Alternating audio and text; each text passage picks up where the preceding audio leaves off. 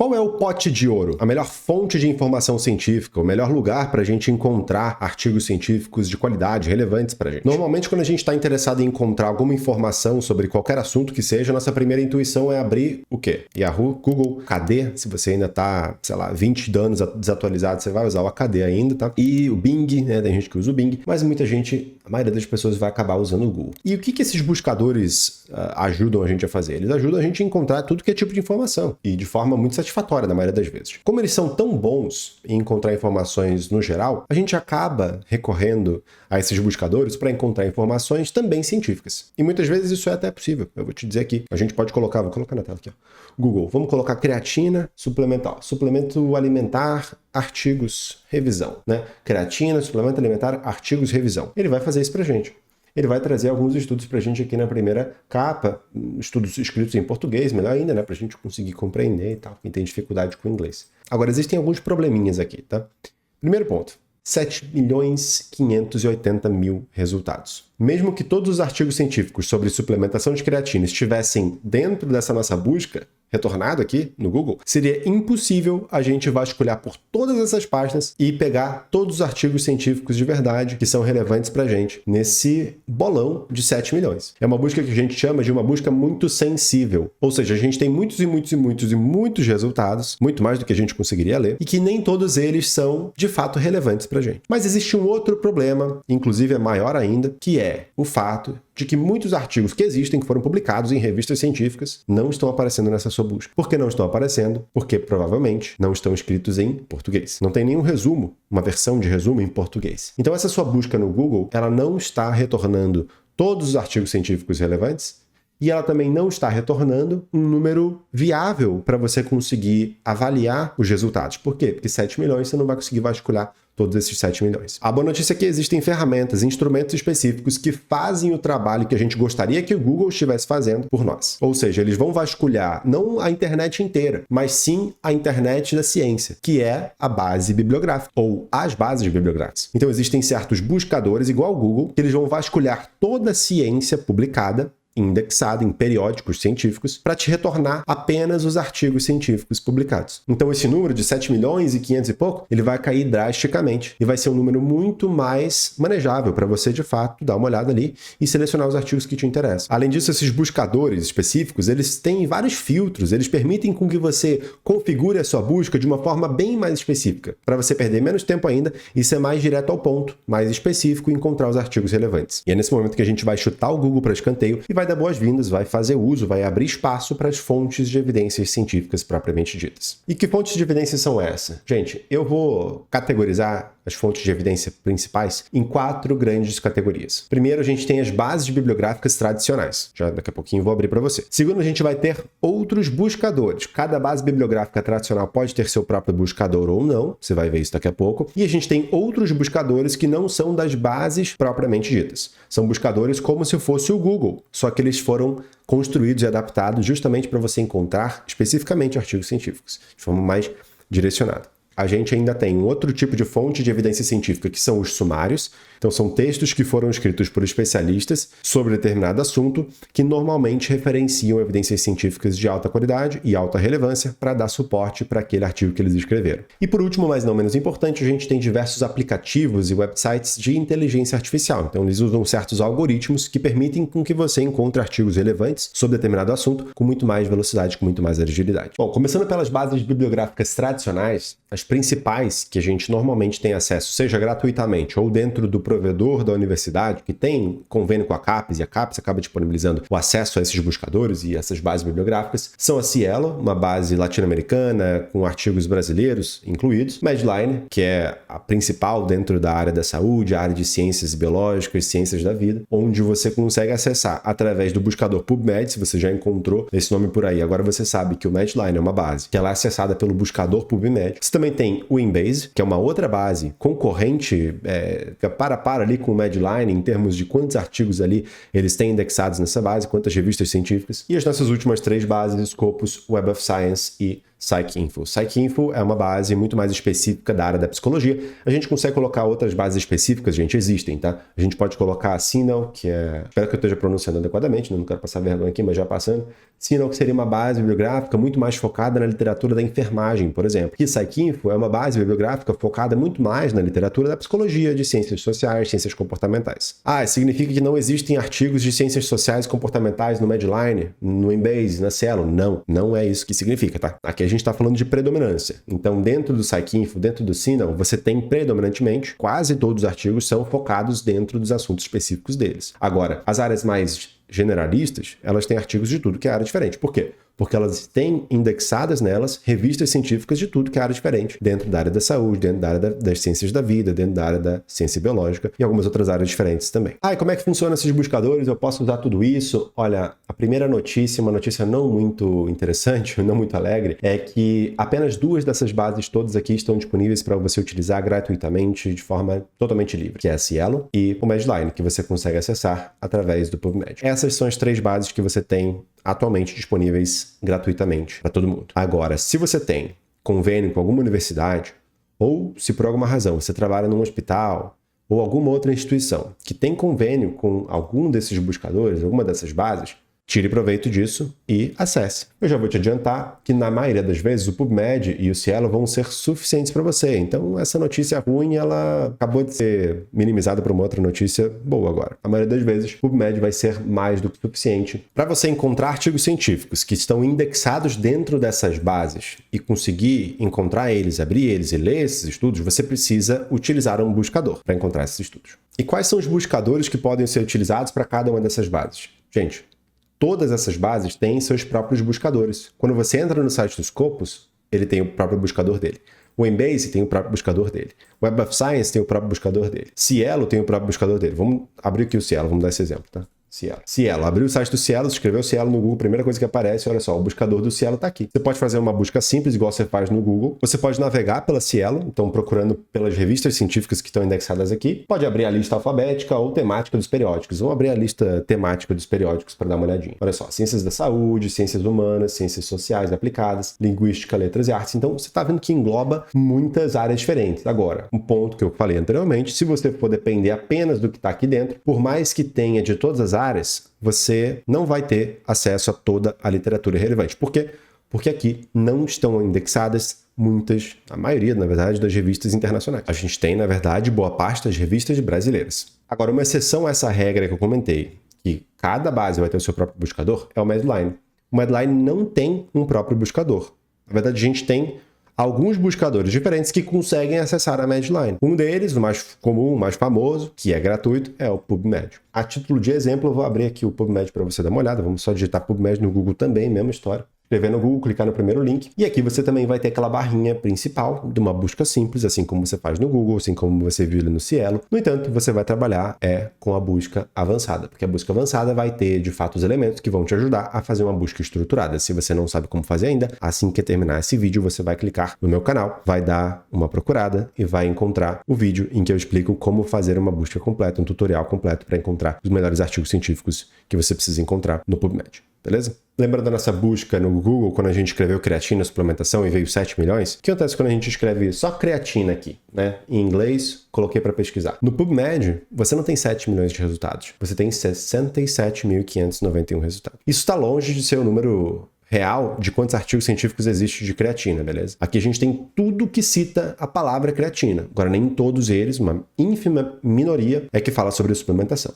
Bom, agora que você já dominou as principais bases bibliográficas e você já entendeu a diferença entre elas e como acessar essas bases, agora você vai entender como é que funcionam os buscadores. Os buscadores são nada mais, nada menos do que a mesma coisa que o PubMed é para o Medline. Agora, a gente tem outros buscadores que tem estilos diferentes, que eles são mais interessantes por alguma razão específica. Um dos primeiros aqui que eu coloquei, só para não esquecer de mencionar o Google Acadêmico, mas a gente já mencionou ele anteriormente, as limitações normais do Google permanecem as mesmas, tá? Ele ainda retorna muitos artigos, a gente ainda encontra muita coisa que não é relevante e ele possivelmente perde muitos estudos que não são identificados pela busca simples do próprio Google Acadêmico. Além disso, a gente não tem como trabalhar muito dentro da interface do pesquisador do Google Acadêmico para usar filtros e para criar especificidades e para criar regras e para combinar certos termos com operadores booleanos. Então isso dificulta muito com que a gente use o Google Acadêmico de forma reprodutível, de forma consistente. E é por isso que ele acaba não sendo uma das melhores fontes de evidência na maioria das circunstâncias. Isso não significa que ele seja totalmente inútil, mas é importante que você tenha a noção das limitações dele. Uma outra base extremamente útil que você precisa conhecer é a livraria Cochrane, que aqui está em inglês em Cochrane Library. Por quê? Porque vai ser mais fácil de você encontrar no Google dessa forma. Sabe? Só escrever aqui desse jeito. Primeiro link você vai encontrar. Aqui no meu caso já está abertinho. E a Cochrane é basicamente o lar das revisões temáticas de alta qualidade. Por isso que eu estou colocando aqui para você. O buscador da Cochrane, ele além de comportar todas as revisões temáticas que foram produzidas pela colaboração Cochrane, que hoje em dia estão somando ali quase 10 mil, tá? Tudo de revisão sobre diagnóstico, tratamento, prognóstico, dentro da área da saúde, tá? Principalmente tratamento. Mas o que muita gente não sabe é que além das revisões, a Cochrane tem uma parte que é especificamente sobre estudos clínicos, que é onde a gente clica ali em Trials, né? Quando você clica aqui dentro, em Search Trials, você entra na base central da Cochrane. E aqui dentro, você vai ter ensaios clínicos controlados. Qualquer estudo clínico que testou alguma intervenção em humanos e tem um grupo controle, vai estar aqui dentro. A Cochrane faz uma seleção, pegando artigos tanto do Embase quanto do Medline e selecionando, olha, isso aqui é um ensaio clínico controlado ou não? Se não é, ele joga fora, se é, ele bota para dentro. 2 milhões, né? Se você contar, isso aqui é mais de 2 milhões de artigos apenas de ensaios clínicos controlados. É uma ótima forma de você conseguir encontrar esse tipo de estudo de forma mais rápida, de forma mais direcionada. E aí, para encontrar, claro, você vai ter que montar uma estratégia de busca, assim como eu ensino na nossa aula de tutorial completo aqui de como montar uma estratégia de busca. O que eu ensino lá, que é para fazer no PubMed, você vai conseguir aplicar aqui para fazer na Cochrane. E outros dois buscadores excelentes que eu vou mostrar aqui por cima para você, mas eu sugiro que você entre em pelo menos um desses dois, escolhe aí, tá? Joga uma moeda para cima, ó, o Trip é cara e o Epistemônicos é coroa. Joga a moeda para cima, se der cara você vai no Trip, se der coroa você vai no Epistemônicos e você escolhe esse para dar uma conhecida, dar uma bibliotada e veja como é que funciona, tá? Eles são buscadores que vão procurar pela literatura inteira, vão procurar por diretrizes, vão procurar por revisões temáticas, por estudos originais, artigos, ensaios clínicos, cortes, etc. Só que eles têm uma inteligência, um algoritmo que, diferentemente de bases normais, como a Cochrane, como o Google Acadêmico, como as bases tradicionais, ele já tem um próprio algoritmo que vai selecionar os artigos potencialmente mais relevantes para você, que tem informações mais sintetizadas. Então olha que maravilha, ele não vai te dar tudo que existe de tudo. Ele já vai tentar para você dar a nata da informação ali que já está resumida, sintetizada para você. E muitas vezes você vai fazer isso para encontrar mais artigos relevantes que você daí sim vai se aprofundar. Uma simples passagem no Trip, no Epistemônicos, vai ser mais do que suficiente para você. Então, te mostrando a carinha deles aqui, né? O Trip basicamente tem esse modelo aqui em cima. Ele tem a versão paga, mas ele tem a versão gratuita também. E aqui você vê que existe até um molde para pico, né? Você coloca ali o componente, que é a sua população, sua intervenção ou exposição de interesse, o comparador e o desfecho. Aqui você consegue fazer uma busca já bem organizadinha e completa. Agora, se você quiser fazer uma busca mais básica, consegue também, uma busca simples. Ó, colocar Diabetes Treatment, tá? Diabetes, tratamento farmacológico em inglês. Colocamos aqui e olha só que interessante. Ele me deu 25 mil resultados de acordo com várias possíveis categorias. Então, olha só, estudos primários, artigos originais, 3.750, pô, bastante coisa. Agora, se eu quiser um atalhozinho, se eu quiser encontrar evidências mais sintetizadas, sumários, olha só que interessante, já tem revisões temáticas aqui. Existem sinopses baseadas em evidência, que são basicamente resumos de pessoas que entendem muito sobre o assunto, especialistas que fizeram uma análise crítica sobre as evidências, diretrizes clínicas, diretrizes regulatórias, tipo coisa que o FDA, uma agência americana, ou a Anvisa exigem, por exemplo. Bom, e a carinha do Epistemônicos é essa aqui. Então você pode fazer buscas em diversas linguagens diferentes e ele tem o próprio algoritmo dele também, assim como o Trip, que vai te ajudar a encontrar o que você precisa. Também tem como fazer uma busca mais avançada. Não fazer igual eu fiz no Trip ali, que eu coloquei só a busca lá com alguns termos no início, mas sim fazer uma busca mais estruturadinha, assim como você aprende a fazer na nossa aula do PubMed. Então, olha só, você cria vários possíveis componentes. Aqui a gente poderia pensar, né? Diabetes, aqui poderia ser treatment, que poderia ser, nutrition, vamos supor, tá? E aí a gente coloca essa busca e manda o PubMed, manda o Epistemônicos encontrar pra gente. E olha só que interessante, logo acima de cada título de estudo, ele te dá a categoria dele. Então, esse aqui é um estudo primário, esse aqui é um estudo primário. Isso daqui já é uma síntese ampla, ou seja, é uma revisão de literatura que vai falar sobre muitas coisas, não é muito específica. Outra síntese ampla, broad synthesis, né? Então, uma outra revisão que vai falar sobre um assunto amplo aqui. Então você vai procurando os artigos científicos que vão falar sobre o assunto que realmente te interessa. Dá para você usar filtros, como existe aqui do lado, por tipo de publicação, por exemplo, você pode pegar uma revisão sistemática. Eu quero uma revisão sistemática, então, sobre esse assunto. O que será que ele vai me dar? Ele reduziu já para 68 resultados. Ele está bem mais interessante agora. Agora eu posso ver exatamente quais são as revisões sistemáticas que falam sobre tratamento de diabetes e nutrição. Bom, seguindo com a nossa trilha, a gente tem agora os sumários, e os sumários, eu tenho uma notícia não muito interessante para vocês, os sumários eles são pagos, tá, pessoal? Sumário de evidência científica dentro da área da saúde, dentro da medicina principalmente, é um tipo de serviço altamente especializado, então é muito difícil que você encontre esse tipo de coisa gratuitamente pela internet. Você tem algumas amostras grátis aqui e ali, tá? Mas, de verdade,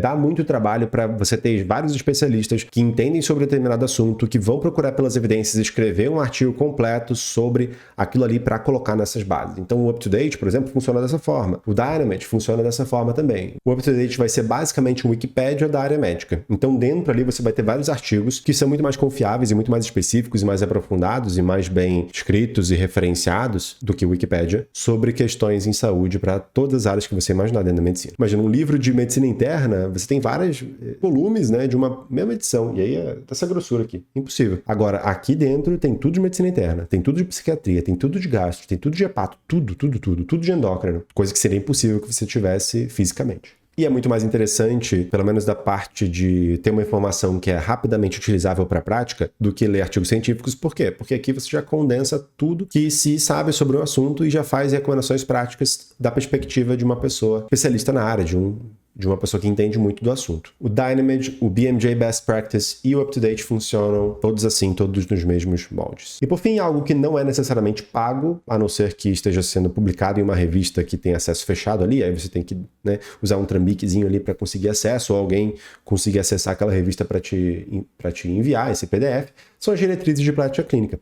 Sociedades de especialidade médica ou a própria OMS, né, Organização Mundial de Saúde, o Ministério da Saúde, instituições e sociedades, eles fazem diretrizes clínicas, eles produzem esses documentos baseados em evidências que olham para a literatura inteira sobre questões em saúde específicas e fazem recomendações para a prática clínica. Diretrizes clínicas são muito boas fontes de evidência porque elas são muito bem referenciadas normalmente. Só o fato dela trazer algumas referências úteis e alguns estudos clássicos, alguns estudos importantes ou os mais recentes, pode fazer toda a diferença para você nesse seu processo de encontrar as evidências. Então aqui é também uma das melhores fontes de evidência científica que existe, principalmente as mais atualizadas e as mais bem conduzidas. E por fim, a gente tem nossos instrumentos de inteligência artificial. Aqui eu coloquei 3 exemplos, são os 3 exemplos que eu já usei e eu consigo fazer algumas ponderações para você, mas tenha clareza de que isso daqui está bombando agora depois da era ChatGPT e agora cresceu, deve ter infinitos agora instrumentos e aplicativos, etc. Tá? Tem vários.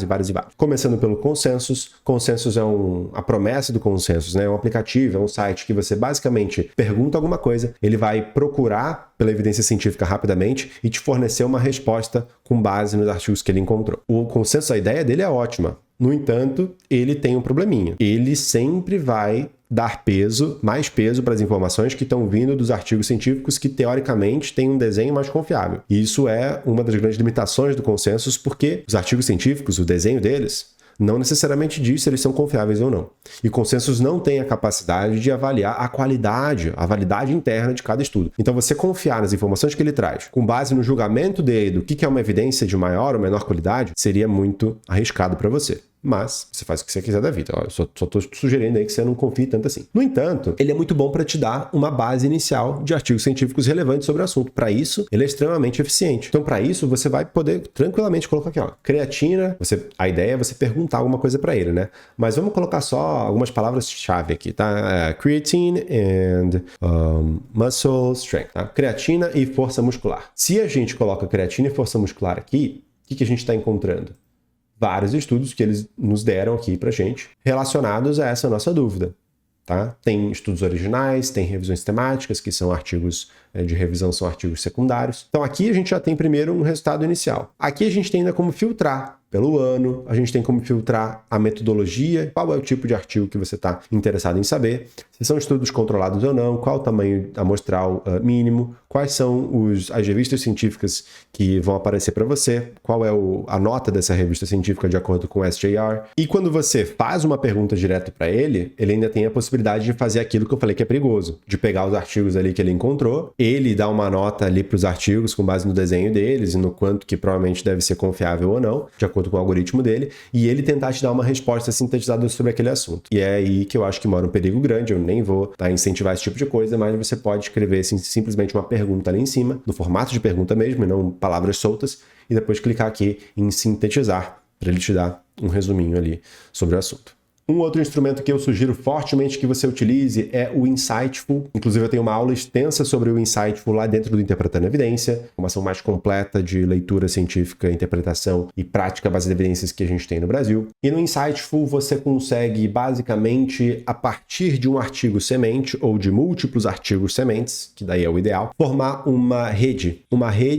bibliográfica. Você vai conectando vários outros artigos que podem potencialmente ser relevantes de acordo com esses artigos iniciais que você tem em mãos. Por exemplo, eu vou pegar 2 artigos científicos aqui, o ideal é a gente pegar pelo menos 5, tá? Mas eu vou trabalhar com 2, até porque esses assuntos são muito óbvios, assim, para o algoritmo do Insightful. Primeiro eu peguei um artigo científico sobre o manejo do diabetes e como que a gente pode fazer para colocar o diabetes em remissão com estratégias de mudança de estilo de vida e alimentação. Então esse é um estudo que fez isso e comparou contra um cuidado usual de nutrição e viu o quanto que a gente consegue aumentar na chance de a pessoa entrar em remissão do diabetes. E um outro estudo que fez basicamente a mesma coisa, né, só que em outro contexto, de uma forma um pouco diferente, mas foi meio que uma replicação desse estudo. Eu peguei 2 estudos que são muito similares entre si, tá? Você pode pegar artigos que são bem similares ou não tão similares assim. Aqui eu peguei um que é basicamente uma replicação, tá? Mas você pode pegar estudos que são mais ou menos, falam sobre a mesma coisa, não tem que ser exatamente igual. E ele já entendeu qual é esse artigo aqui, quais são os autores e deu um monte de informação aqui, onde é que ele foi publicado, se tem acesso aberto ou não, e alguns outros dados ali do gráfico que ele tentou começar a formar a partir desse único estudo. No entanto, eu vou adicionar mais um para dar força para essa rede inicial, para dar mais especificidade, para ele não ficar doidão, para ele saber exatamente o que eu estou querendo saber é desse tipo de trabalho mesmo, desse tipo de estudo. E aí eu cliquei aqui, ó, coloquei o paper no gráfico, esse link que eu acabei de copiar do outro artigo do Taheri lá, tá? E eu adicionei esse paper aqui. Então a gente tem adicionado na nossa lista 2 estudos, o estudo do Lin e o estudo do Taheri, publicado em 2018, o outro 2020, e agora ele criou uma rede com vários artigos que são potencialmente relevantes, podem me interessar também. Eu vou olhar para essa rede, normalmente eu não olho. Normalmente eu pego e olho para essa lista aqui de artigos similares. Então aqui a gente tem uma lista bem extensa de artigos que são sobre justamente esse assunto, né, sobre remissão do diabetes. Olha só, a base nutricional para remissão do diabetes tipo 2, um artigo publicado no BMJ. Cara, eu tenho que ler esse estudo, eu tenho que entender. Até porque eu já estou vendo que Roy Taylor é um cara importante dentro dessa área. E aí você pode colocar para ordenar esses artigos científicos com base no ano de publicação. Já estou vendo aqui que tem um estudo novo que eu não conhecia até. Ó, 2023, Stand-by, estudo Stand-by. Interessante, depois eu vou abrir para ler. Também a gente pode ver o grau de similaridade. Aqui a gente está vendo que todo mundo tem mais ou menos o mesmo grau de similaridade, então não está ordenando, não está sendo muito útil, tá? Mas poderia estar. E aqui o número de vezes que eles foram citados. Então eu posso estar interessado em pegar os artigos que são mais citados. Olha só, aqui a gente tem uma revisão sistemática com meta-análise, né, uma revisão, um guarda-chuva, na verdade, que foi citada 30 vezes. E aqui pode ser bem interessante, 2021. Vai estar desatualizado porque tem estudo mais novo, né, que foi publicado, mas pode ser uma coisa interessante, porque ela pode pegar toda a literatura. Eu estou pegando aqui 2 estudos só, mas daqui a pouco tem outros que eu não conheço, 3, 4, 5 outros estudos, né? Talvez essa revisão sistemática incluiu tudo isso. E vai ser muito bacana que eu tome conhecimento deles. Então o Insightful acabou de me ajudar demais aqui. Eu clico aqui nesse artigo, clico no DOI dele e já vou direto para a página e agora eu já vou me deliciar com essa leitura aqui que eu definitivamente não vou fazer agora, mas eu vou salvar para ler depois. E finalmente o Research Rabbit, que eu simplesmente não vou mostrar ele inteiro aqui dentro desse vídeo, porque o nosso tempo está curto aqui, e se você tem interesse em entender melhor como é que funciona essa ferramenta, eu sugiro que você entre ali, faça seu login, crie uma conta e comece a usar por conta própria. Se você tem interesse em que eu faça um vídeo sobre o Research Rabbit, me mostrando, mexendo, como é que eu usaria, deixa um comentário aqui embaixo para eu saber que você tem interesse nesse tipo de conteúdo. Se você não tem, simplesmente, sei lá, não tem. Acho que é isso. Nem todo mundo gosta de coelho, né? Pois bem, essas eram as nossas fontes principais de evidência. Ó, tá bonitinho na tela agora. Podia estar mais bonitinho, eu não sou tão bom assim nesse negócio de mapa mental.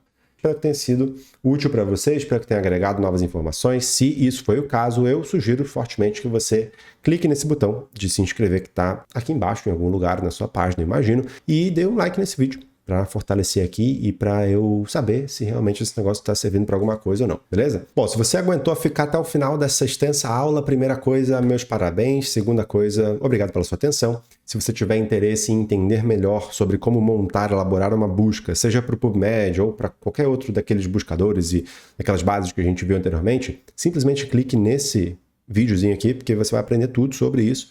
Existe um aulão completo, um tutorial completo para você encontrar os artigos científicos da melhor forma possível, da forma mais eficiente. Então era isso, um abraço e a gente se vê.